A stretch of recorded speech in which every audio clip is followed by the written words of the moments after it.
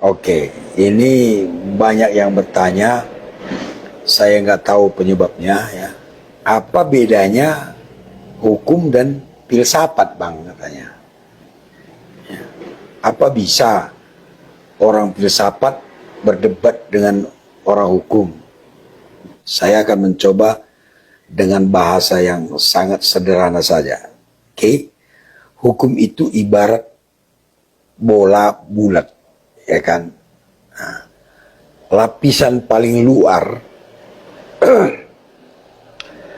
lapisan paling luar dia itu adalah hukum positif, ya, hukum yang tertulis, peraturan-peraturan, undang-undang, ya, pasal-pasal, itulah yang paling luar. Nah, lapisan kedua itu teori hukum. Oke. Lapisan ketiga itu azas hukum. Nah, lapisan paling dalam itu filsafat. Ya. Jadi induknya semua filsafat. Ya, sebelum ada hukum ini dimulai dari filsafat. Apa itu filsafat? Berpikir yang bijaksana.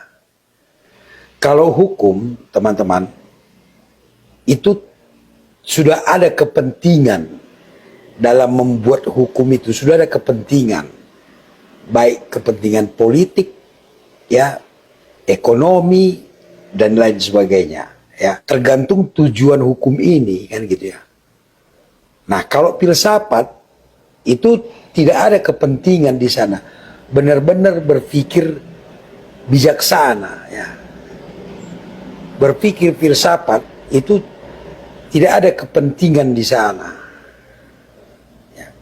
Makanya filsafat adalah disebut induk dari segala ilmu pengetahuan.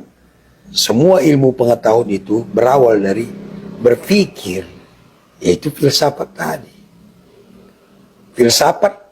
Filsuf atau ahli filsafat sudah ada jauh sebelum ada hukum ini, teman-teman.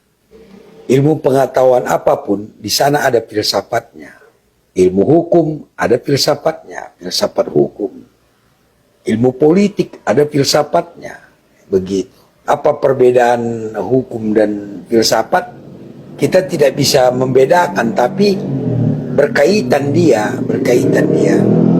Orang hukum pasti belajar filsafat. Ya. Sederhananya begini, hukum tidak mungkin membahas filsafat, oke? Tapi filsafat bisa membahas hukum. Ya, menilai hukum itu bisa dengan cara berpikir seperti filsuf. Ya, menilai hukum melalui filsafat. Tapi filsafat tidak bisa dinilai oleh hukum. Ya, begitu juga ekonomi. Ekonomi ini bisa dinilai melalui filsafat. Tapi filsafat tidak bisa diukur melalui ekonomi.